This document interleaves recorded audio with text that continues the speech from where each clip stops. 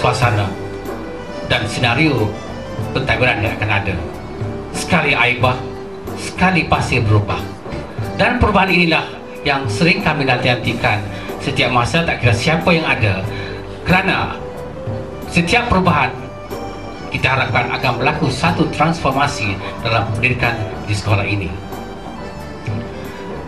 Dan apa yang kami harapkan, semoga dengan kedatangan seorang pentadbir wanita, setelah sekian lama kami di bawah pentadbiran lelaki, dan biasalah perubahan dua generasi. Jadi bila berlaku perubahan tu, kami amatlah mengharapkan akan berlaku satu perubahan dari segala segi. Kalau tak boleh baru mentai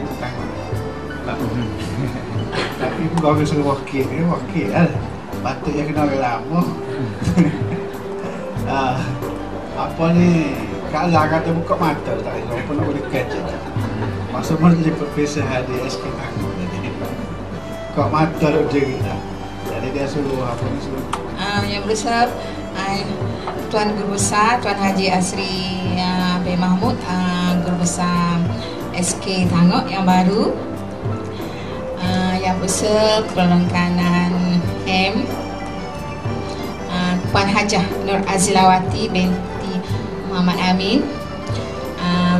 Pertolongan Kanan M saya cuti hari ni. Pertolongan Kanan Ku Tuan Haji Roslan bin Muhammad, dan SK BK SK Bersalang, dan BK SK Tangok, Encik Muhammad Zukri, Encik Zukri bin Ismail, Encik Zukri bin Ismail bin Mak Rani. Tukar berkat-dekat.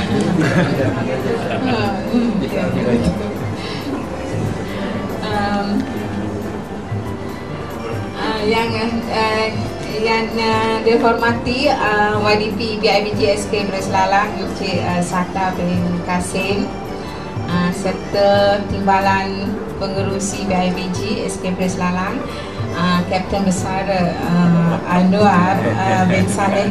Saya nak ikut protokol slow-slow lah sebab saya baru kenal dia, dan dia ni orang besar askar, regimen askar Melayu lah. Dan saya kena ikut protokol lah bila saya tahu kan. Sebelum ni saya tak tahu.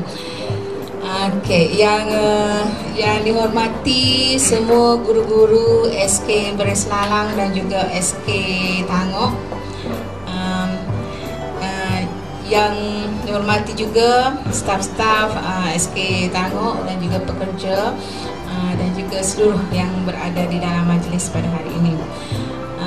Sebelum itu, marilah kita memanjatkan kesyukuran kepada Allah SWT, kerana dengan limpah dan kurnianya kita sentiasa diberi rahmat